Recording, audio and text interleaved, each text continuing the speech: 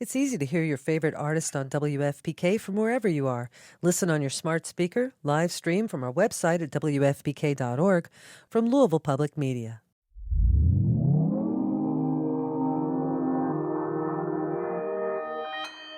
Consequence Podcast Network.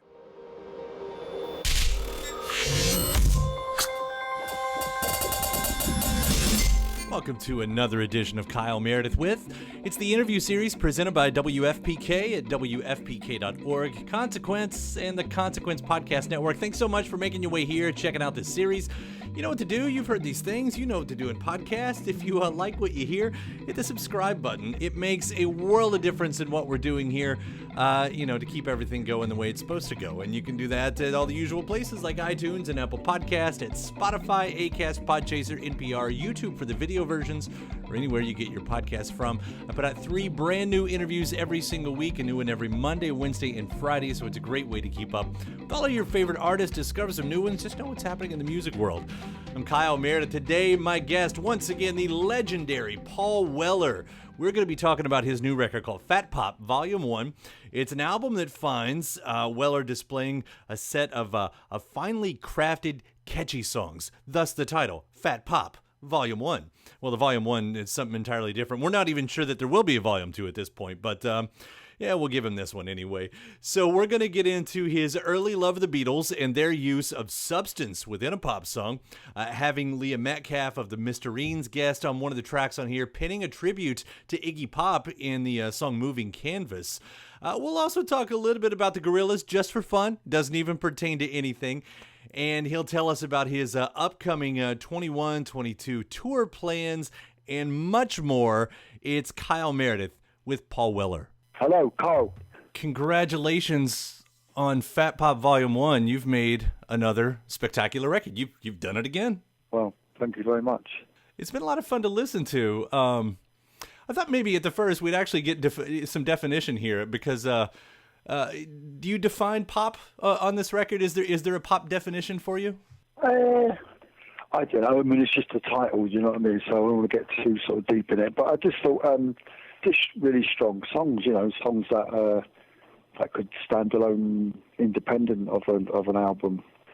And that's kind of what I was going for, really. Just very short, concise tunes, But I suppose, everyone measures pop in a different way, I suppose. Thanks, man. I think, for me, it's just sort of growing up, and all the songs I sort of heard as a kid growing up, whether it be Motown, whether it be the Kinks, they were just all great melodies and lyrically great, and just the whole thing. I was wondering if you had any of those pop idols in mind as you were kind of thinking about that. Well, I measure it from those artists, right? From those kind of artists, the Beatles and etc. But that's just look at my age, that's what I grew up with. But I thought there was a lot of substance in those records. They were pop, but they were great songs as well. Every bit as good as the songs that came out of the 40s or 50s, and songs that are still getting played and people still love today. They're kind of the longevity as well. But that's because they're well-crafted songs.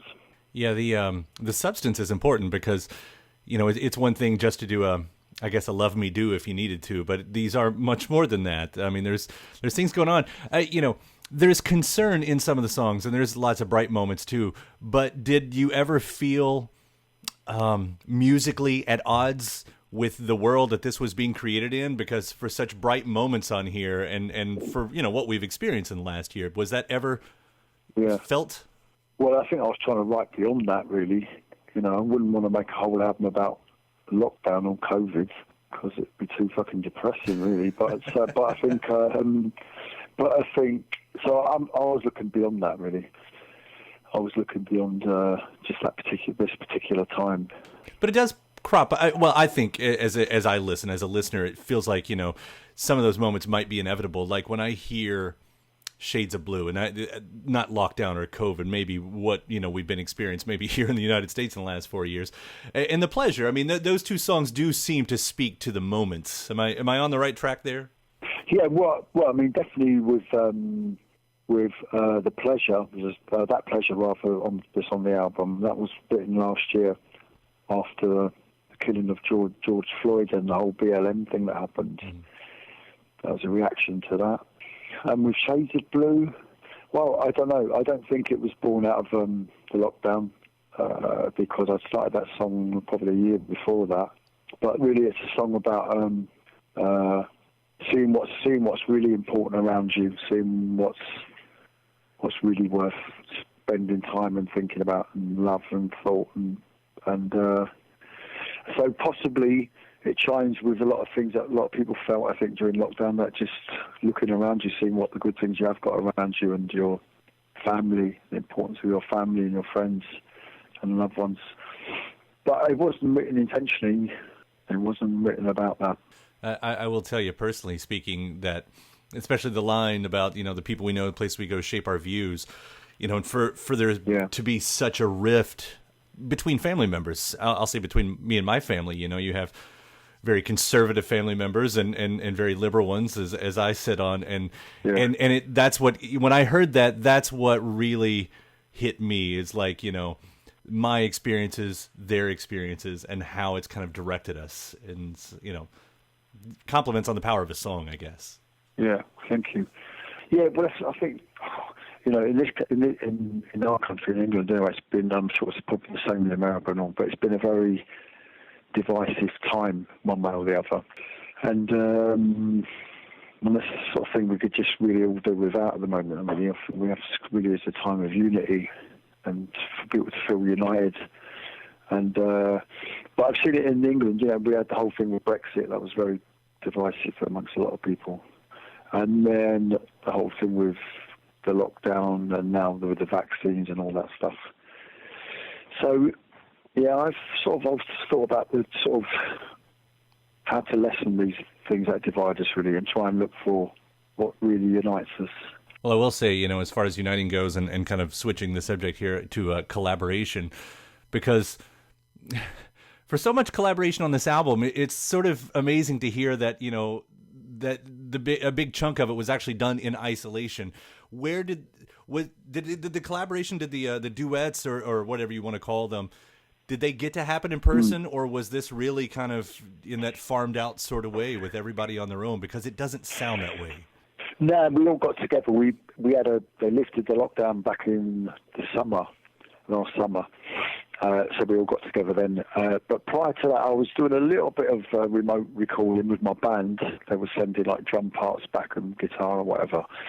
But with any of the vocal things, we all got together when we could. And that was probably like last July, August time, I think. Well, you get a song like True. I mean, your voice isn't the first one that we hear as well, which is really interesting, when you're popping in the Paul Weller record and they're like, wait, who is this? What's going on? Could you talk a little bit about that? Like what, I guess what went into the thought process there? Well, I wanted to do a song with Leah. She's Leah Metcalfe, who's the singer from a band called the Mysterines, a young band up from Liverpool way. I love them. And I love them, great band, and she's great singer, I think, as well. And so we've been talking for a little while about trying to do something, and but I thought that song was a good opportunity for us, really. And, well, it just felt right that she starts the song off. I didn't think of it anything other than on any sort of musical level, really. Yeah, maybe it probably would jar people a bit, but I don't know. I mean, I only make those decisions just based on what's going to sound better musically. It's great, and it really does pull your attention in too. That's a great song anyway. But kind of hearing that, I think you may have said at the beginning of this interview too, but I know you've said in other interviews where you wanted every song to be like a single, and I really do think you accomplished that. Like, there's no filler on this record. Yeah, hopefully not. Yeah, that was the intention. Yeah. Well, I'm talking about other people. Of course, you wrote with your daughter on here too, and. Writing is one thing with, let's say, bandmates, and I've talked to musicians who have written with their actual partners, husband, wives, stuff like that, and they talk about how it's very, very different because maybe of the control or maybe of the intimacy or something. Does it feel different when it's writing with your daughter? No, it didn't. I've got to say, no, it didn't at all. It was very, very natural, and we just got together around a piano. In the studio, and she just started singing that chorus. I had the verses already, but I couldn't find the chorus. And then, she just started singing, and improvising the words, and then yeah, it seemed really natural. And then we just cut the proper vocals the next day in the studio. But yeah, it felt very, very natural. So if there were a musical argument between the two of you, who's going to win that? Well, that's a good question. And I don't need to get you in trouble. I don't know. She would. No, well, you wouldn't. But she would hold out for what she believes in, and so would I. So we'd probably come to some sort of standoff or compromise. Maybe we come to a compromise. That'd be nicer. That's what the world's all about, right? Some compromise. It should be. Yeah. Did I read that? Did I read it right? That Morning Canvas is a tribute to Iggy Pop. Yeah, it was my own little tribute to Iggy. Yeah, I just thought, just how great Iggy is, and the fact that he survived and he's probably now more popular than ever. And I think he is one person who definitely deserves that success as well for what he's been through and put himself through and all that. But I think I was trying to write about him more in the fact that he's such a great performance artist, apart from his music and whatever else. But I think his whole thing with his body is his canvas, And, that's what I always feel about Iggy anyway. And I just think he's one of the greatest performance artists ever. Do you remember, it's easy now in retrospect for us, and I'm younger than you, to look back and think of the Stooges and Iggy in the early days as this monstrous band, but in reality, I'm sure it took a while for people to get aware of them. When did you first become aware of the Stooges? Were you able to see them live when they were actually a band? No, not at all. No, I mean I've seen Iggy in more recent years when I've been at various festivals, played on the same bill as him, and I saw a bit of the Stooges set. It was some years ago when they did their last album together, and I can't remember what it was called, but it was a great record as well. It will come to me anyway. But I saw them. We were somewhere on a festival in Scandinavia anyway. But I didn't see him at the time, no. And I don't know when I suppose. Well, he always seems to have been around, really, in my mind. So probably from the punk days, really, but the first time I would have sort of heard about him or heard about the Stooges. I don't remember him be the very early 70s, but probably from 77. What a performer. And I've only seen him, in the last 20 years myself, but the guy's... Yeah. He is. He's. Is it a coincidence that the album's called Fat Pop and you've got the song about Iggy Pop? I mean, just that word itself? No, I haven't thought about it till you said. There's probably some subconscious link there. One more song I want to ask about real quick is the title track itself. Because, it's to me, it's this was the ironic one, because this isn't what I would actually call a pop song. This feels like this could have been one of those weird Gorillaz, Damon Albarn Gorillaz tracks or something like that. Yeah. What's going on in this track? Because I absolutely love it. I love the feel of it. I just thought it was a great bit of music, right? And it was something that Stan Kybert, who's co-produced the records, that he put together. He sampled me playing over this beat and playing guitar and bass and keys and whatever. Anyway, and he took certain sections of what I'd played and put this track together.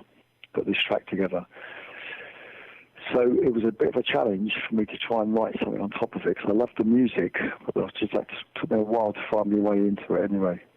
But I thought, I don't know, I think it's a pop song because it's got lots of hooks in it, and it's got a structure to it, even though it might not seem that at first, but it's got a structure to it.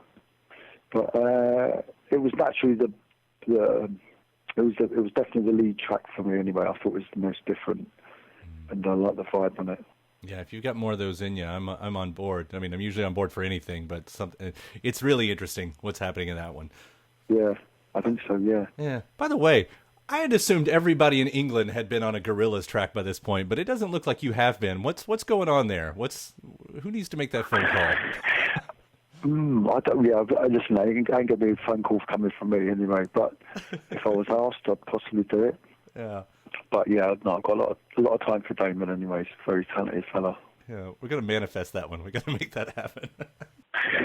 What are you considering for the live return? Because we're starting to get some dates around and everything. Do you have are you conceptualizing anything for the live show at this point? Yeah, well, we're hoping we're going to get out on the road in the UK in November, which will be our first tour, and then starting in 22 next year to continue what we were going to do, you know, which is Australia and Japan and Europe and hopefully the States. Maybe in the fall of next year in the States, and then we've got another UK tour next year. So we're hoping, we get to do everything we were going to do in, last year, I suppose, yeah. Well, I'm certainly hopeful of it, too. Would love to see you live again. Yeah. And I want to hear these songs. I mean, it's always, as a fan, one of my favorite things is to see the way your musical pendulum swings. I mean, if the last record that came out last year was sort of this, genreless as a mission thing, and then to get something conceptual like this, I mean, it makes it, being a fan, so much fun anyway. Yeah. Do you know what your next project is? Because I know usually you're thinking far ahead at this point. I'm not at the moment. I'm still writing. I'm always writing, but I'm not particularly writing towards anything. I'm just seeing where the songs go to, because I'm really keen to. I just want to get out on the road again, and I want to play this album and out on Sunset. And True Meanings is another album that came out before that. Mm-hmm. So there's a backlog of albums I really want to play to people. So that's kind of my next mission, to do that. And then with the next record, who knows? I don't know, man. Well, I'll be at the show when you arrive. I will be there. Paul, thank you so much again for taking the time to talk about it. Congrats on this record. It's a pleasure. Yeah. Take care, man. We'll see you soon. Yeah. Listen, thank you, Kyle. Yeah, take it easy. Love to everyone. It's kind of fun to say, but it was only 10 months ago, really, less than a year ago anyway, the last time that Paul Weller and I spoke, and this was about the 2020 record called On Sunset. So I'm going to include that interview here, as well as Paul Weller and I talk about his ability to write in multiple genres, enjoying the freedom to experiment in the studio, and the importance of not repeating himself. Regarding the lyrical themes, we got into dissecting how people change, but the system stays the same, how he keeps positivity in the face of extreme turmoil at that time, and how a trip to LA's famous Sunset Strip resulted in a rare moment of nostalgia and looking back. Part 2 of Kyle Meredith with Paul Weller. Hey, Kyle. Yeah, I'm good, man. Very good. I gotta compliment you on Sunset. Every single time you put out a record, I'm always surprised by what you do. I always find myself enjoying it, but I find that there's something extra happening with this record that it's another level for you. I don't know if you're feeling that, but I definitely sense that on my side of things. So I'll start with the compliments and congratulations on this record. We're going to go downhill from here. We were reaching, but we always kind of try and do that. Do you know what I mean? I think it's been billed as a few different things on this record. And I know it's not really just a soul record or an R&B, but I know you're a longtime fan of that. And for those elements that are in this, they are very contemporary sounding.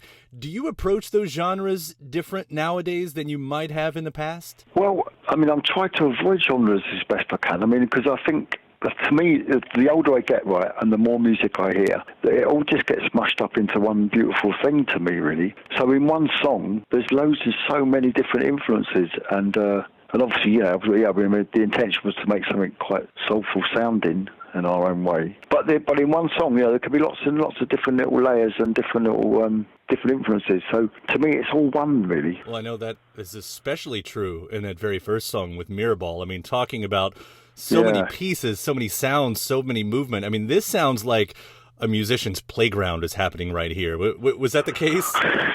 Yeah, I mean, it's always beautiful to be. I mean, I've got a very, very, very lucky, right? I've got my own studio, which is in a nice little part of the world as well, down just outside London. So I don't have to watch the clock and all that stuff, and we have chance to experiment and improvise and whatever. But I sort of had that. I won't say I've had all the sounds in my head, but I had that kind of little middle bit mapped out, kind of how I thought it should sound and how I wanted it to be. It was kind of like, it was really like with a lot of that was with edits, so there was a lot of kind of engineering more in that. But I just really had the idea, more than the actual song, I had the kind of idea on paper and where I wanted it to go and which this part will be a different section. But of course, lots of things happen as you're just recording, spontaneous things happen and take it off and like the whole groove thing at the end. We just loved that groove so much. I can have a whole side of that for me. But so all those things just come to us at the time. There are a lot of spontaneous things as well. But the actual structure's kind of worked out beforehand, or at least the structure of it, yeah. Well, kind of being able to hear all that in your head, because like I said, for so many different surprises to kind of pop up. I mean, that's so impressive. And you said that groove at the end was a lot of fun. I'll bring up another song that I can apply that same phrase to, because the song More, I mean, that jam that you guys get, that is a great moment of the record. And it seems like that's those moments that you're having all across this, like letting loose and just kind of going with the groove. Was that purposeful, or just that happens? Well, I think it just happens, really. I don't know if that's always planned. I mean, we probably had sort of already decided we were going to have a long fade out on that track, because it felt like it, we had the ideas for brass and get Josh on it. Josh McCrory plays lead guitar at the end. But again, it's kind of, it's a team effort and a pretty much a spontaneous thing as well, really. I don't know, maybe it's just the older you get, you just think you can take a few more liberties, really, and have a 7-minute track and explore it a little bit, On that song, on More, did the bass line come first, or the idea of a French vocalist? Because they seem like a very obvious compliment. That bass line is a very French-style groove to it, too. Well, I'm not sure, because that thing you're saying, the bass line, right, is just me playing the acoustic guitar, the dong, dong, gong, gong, gong, gong. So that kind of, the whole groove sort of come off that. And then Stan Kybert is the other producer, my producer. He had the idea of the rhythm section on it and rhythm pattern on it. Yeah, but I mean, I had that as a song as well. We kind of very loosely played on acoustic guitar. So that was another one we sort of made the arrangement up as we went along, really. It does seem like a really perfect intertwining of like computer-made sounds and these organic moments, these organic instruments, which a lot of music is, I mean, a lot of people kind of make that marriage, but it almost sounds like it's used as a point on this record to kind of to show those marrying. And I didn't know if that was if I'm off on that thought or not, but it sounds like it was sort of made to be obvious like that. I don't know if it was meant to be that obvious. I think it's just us using all of us using our best of our capabilities. So me and the band hopefully playing well, and then Stan and Charles as the engineer here, really doing their thing as well, which is like another instrument again, I guess, sonically and effects and whatever else they do. But I think that's just because we've done a number of records that are all together now in this particular sort of lineup.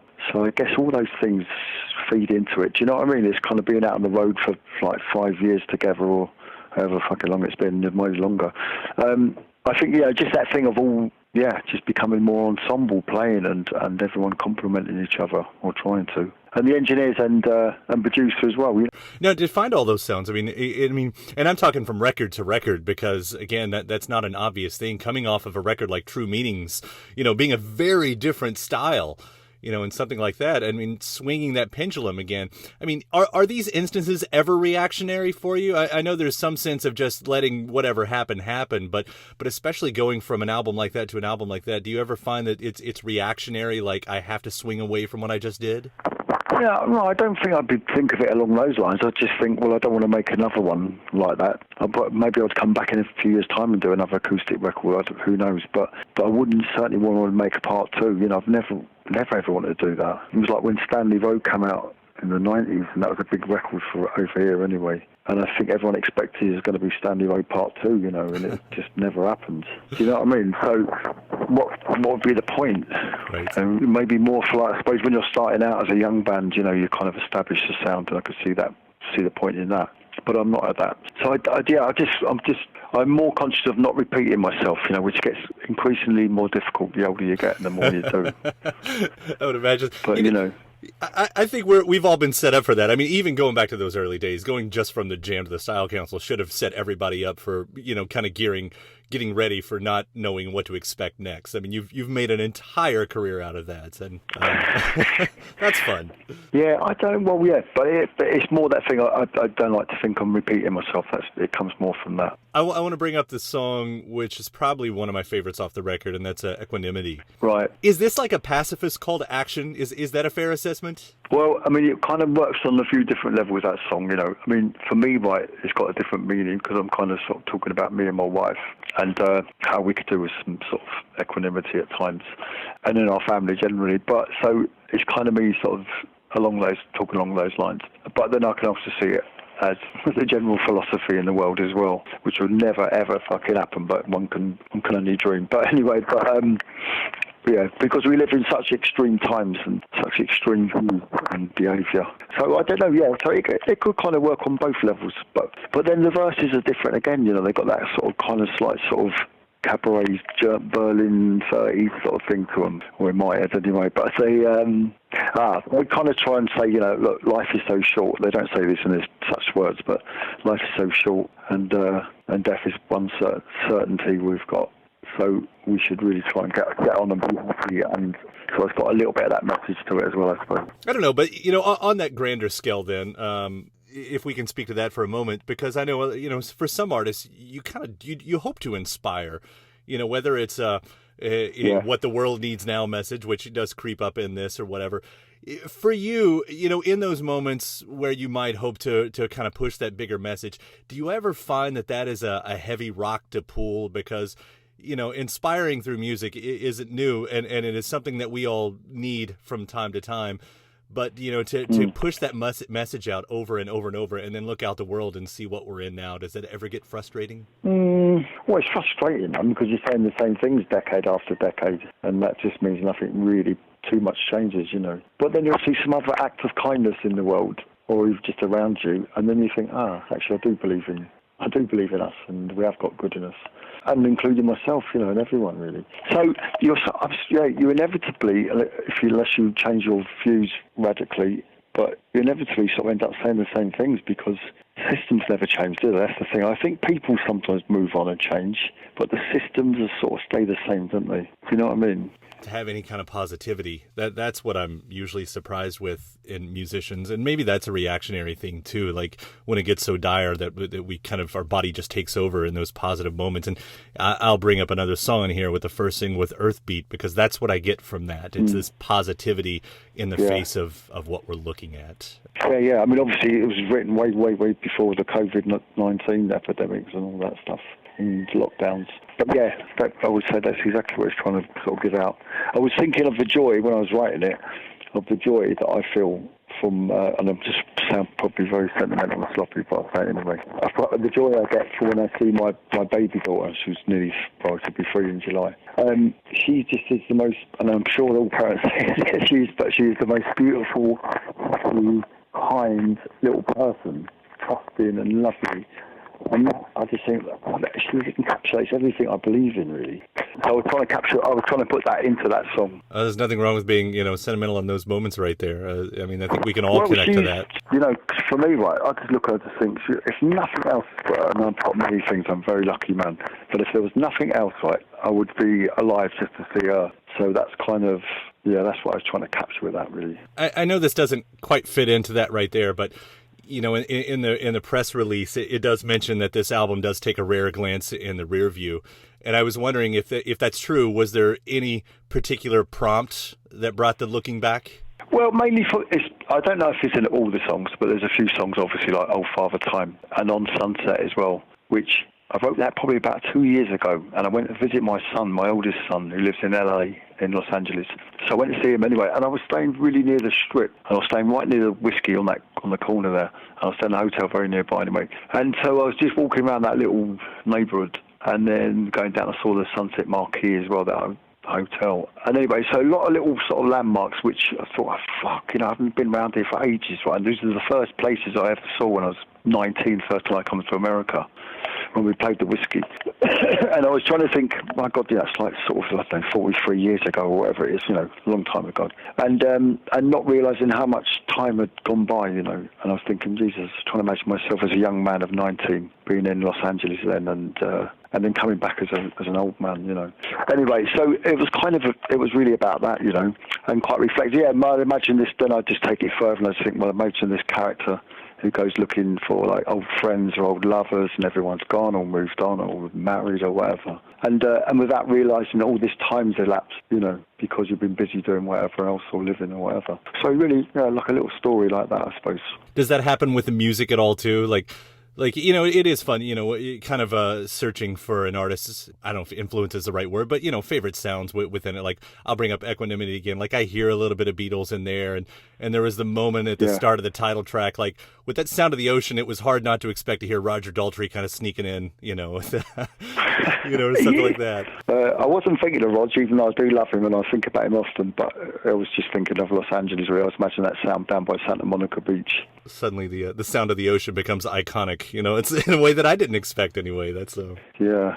Well, the whole record, again, I can't compliment you enough. On Sunset, this is such a high watermark that you have pulled off here. So again, congratulations, man. Thank you, Carl. Thank you, man. Yeah, Paul, it has been such a pleasure to talk to you. Thank you for taking the time today. Pleasure too, mate. Yeah. We'll see you. Thank you. Thank you for your kind words as well. Thanks, man. Bye. We'll see you around. And my thanks to Paul Weller. Again, the new record is called Fat Pop Volume 1.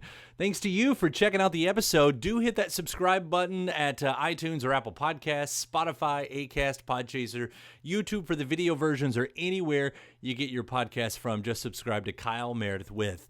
After that, head over to WFPK.org, where I do a show Monday through Friday, 6 p.m. Eastern, an hour full of song premieres, music news, anniversary spins, bonus interviews, Monday through Friday, 6 p.m. Eastern, at WFPK.org. Consequence has your music and film news. You can also find me on the social media spots, Instagram, Facebook, Twitter, all three of them at Kyle Meredith, TikTok at Kyle Meredith81. I do hope you like and follow along, and make sure to say hi when you do. That does it for another edition of Kyle Meredith. I'll see you next time.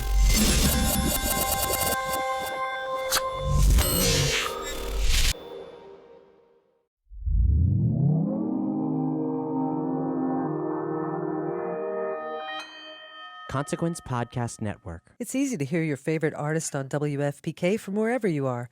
Listen on your smart speaker, live stream from our website at WFPK.org, from Louisville Public Media.